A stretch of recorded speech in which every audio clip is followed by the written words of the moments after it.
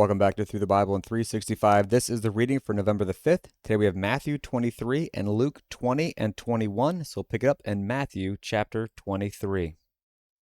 Then Jesus spoke to the multitudes and to his disciples, saying, The scribes and the Pharisees sit in Moses' seat. Therefore, whatever they tell you to observe, that observe and do.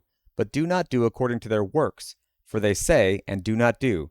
For they bind heavy burdens hard to bear and lay them on men's shoulders, but they themselves will not move them with one of their fingers. But all their works they do to be seen by men. They make their phylacteries broad and enlarge the borders of their garments. They love the best places at feasts, the best seats in the synagogues, greetings in the marketplaces, and to be called by men, Rabbi, Rabbi. But you, do not be called Rabbi, for one is your teacher, the Christ, and you are all brethren. Do not call anyone on earth your father, for one is your Father, he who is in heaven. And do not be called teachers, for one is your teacher, the Christ. But he who is greatest among you shall be your servant. And whoever exalts himself will be humbled, and he who humbles himself will be exalted.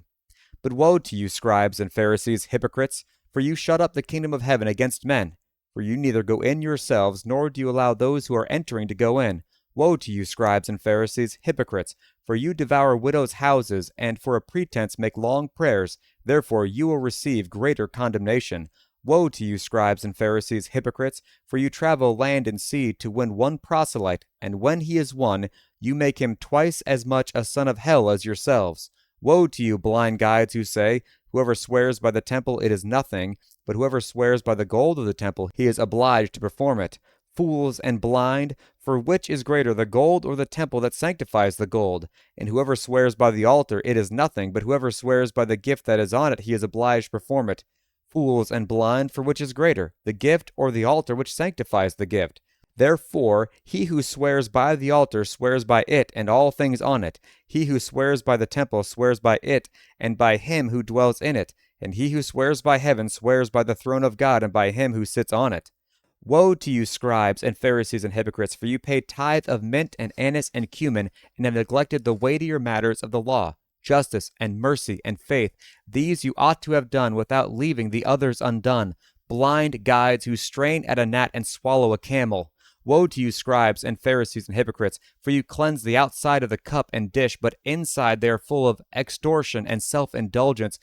Blind Pharisee, first cleanse the inside of the cup and dish, that the outside of them may be clean also. Woe to you, scribes and Pharisees, hypocrites, for you are like whitewashed tombs, which indeed appear beautiful outwardly, but inside are full of dead men's bones and all uncleanness. Even so, you also outwardly appear righteous to men, but inside you are full of hypocrisy and lawlessness.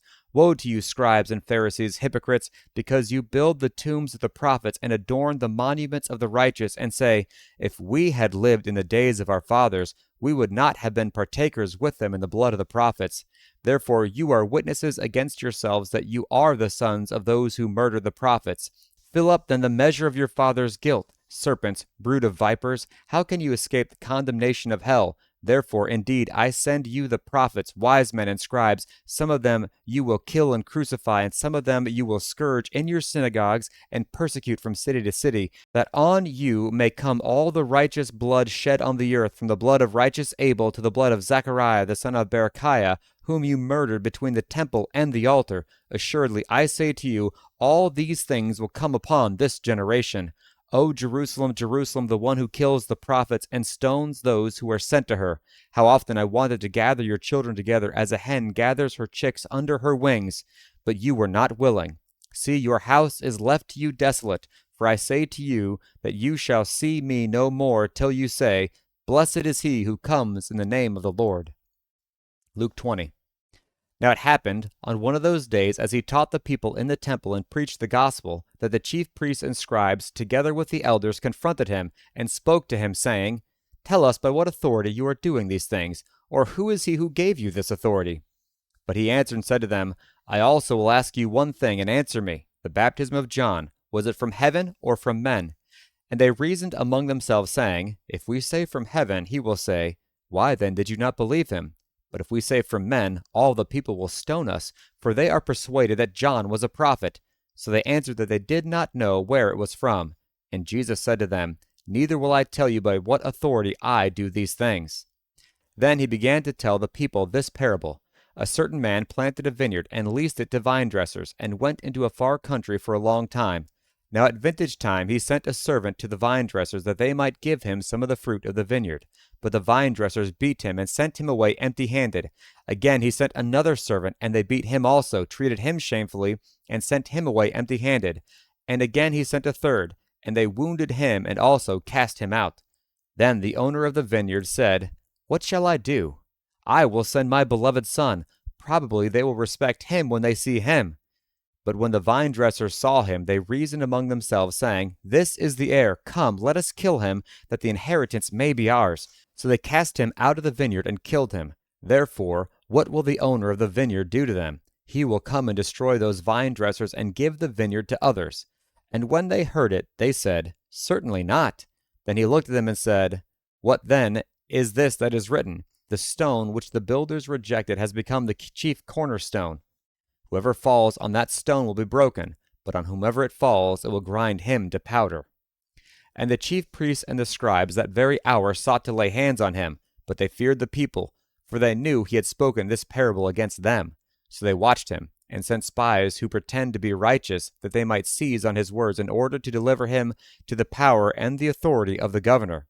Then they asked him, saying, "Teacher, we know that you say and teach rightly, and you do not show personal favoritism, but teach the way of God in truth.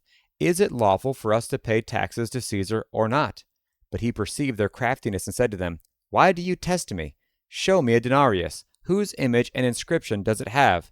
They answered and said, "Caesar's." And he said to them, "Render therefore to Caesar the things that are Caesar's, and to God the things that are God's." But they could not catch him in his words in the presence of the people, and they marveled at his answer and kept silent.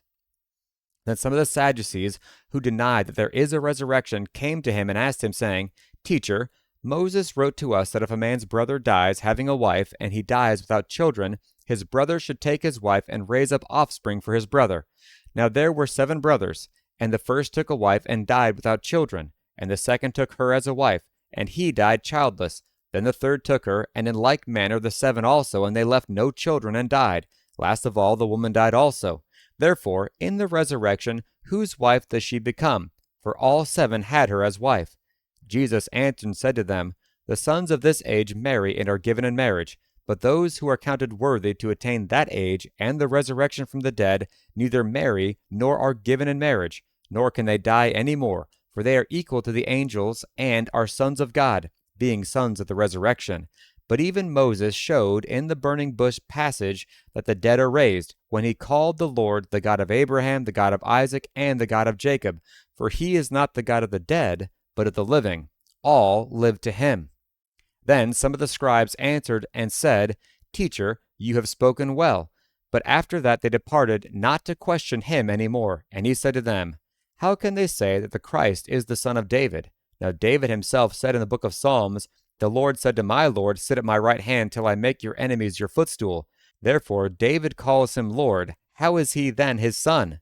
Then in the hearing of all the people he said to his disciples, "Beware of the scribes, who desire to go around in long robes, love greetings in the marketplaces, the best seats in the synagogues, and the best places at feasts, who devour widows' houses, and for a pretense make long prayers. These will receive greater condemnation." Chapter 21. And he looked up and saw the rich putting their gifts into the treasury. And he also saw a certain poor widow putting in 2 mites. So he said, "Truly I say to you that this poor widow has put in more than all. For all these out of their abundance have put in offerings for God, but she out of her poverty put in all the livelihood that she had." Then as some spoke of the temple, how it was adorned with beautiful stones and donations, he said, "These things which you see, the days will come in which not one stone shall be left upon another that shall not be thrown down." So they asked him, saying, "Teacher, but when will these things be? And what sign will there be when these things are about to take place?" And he said, "Take heed that you do not be deceived, for many will come in my name, saying, 'I am he,' and the time has drawn near. Therefore do not go after them. But when you hear of wars and commotions, do not be terrified, for these things must come to pass first, but the end will not come immediately." Then he said to them, "Nation will rise against nation, and kingdom against kingdom. And there will be great earthquakes in various places, and famines, and pestilences, and there will be fearful sights, and great signs from heaven. But before all these things, they will lay their hands on you and persecute you, delivering you up to the synagogues and prisons. You will be brought before kings and rulers for my name's sake, but it will turn out for you as an occasion for testimony. Therefore, settle it in your hearts not to meditate beforehand on what you will answer. For I will give you a mouth and wisdom, which all your adversaries will not be able to contradict nor resist. You will be betrayed even by parents and brothers, relatives and friends, and they will put some of you to death. And you will be hated by all for my name's sake. But not a hair of your head shall be lost. By your patience possess your souls. But when you see Jerusalem surrounded by armies, then know that its desolation is near. And let those who are in Judea flee to the mountains. Let those who are in the midst of her depart, and let not those who are in the country enter her. For these are the days of vengeance, that all things which were written may be fulfilled. But woe to those who are pregnant and to those who are nursing babies in those days, for there will be great distress in the land and wrath upon this people. And they will fall by the edge of the sword, and be led away captive into all nations, and Jerusalem will be trampled by the Gentiles until the times of the Gentiles are fulfilled. And there will be signs in the sun, in the moon, and in the stars, and on the earth distress of nations with perplexity, the sea and waves roaring, men's hearts failing them from fear and the expectation of those things which are coming on the earth. For the powers of the heavens will be shaken, and they will see the Son of Man coming in a cloud with power and great glory. Now when these things begin to happen, look up and lift up your heads, because your redemption draws near. Then he spoke to them a parable. Look at the fig tree and all the trees. When they are already budding, you see and know for yourselves that summer is now near. So you also, when you see these things happening, know that the kingdom of God is near. Assuredly, I say to you, this generation will by no means pass away till all things take place. Heaven and earth will pass away, but my words will by no means pass away. But take heed to yourselves, lest your hearts be weighed down with carousing, drunkenness, and cares of this life, and that day come upon you unexpectedly. For it will come as a snare on all those who dwell on the face of the whole earth. Watch therefore and pray always, that you may be counted worthy to escape all these things that will come to pass, and to stand before the Son of Man. And in the daytime he was teaching in the temple, but at night he went out and stayed on the mountain called Olivet. Then early in the morning all the people came to him in the temple to hear him.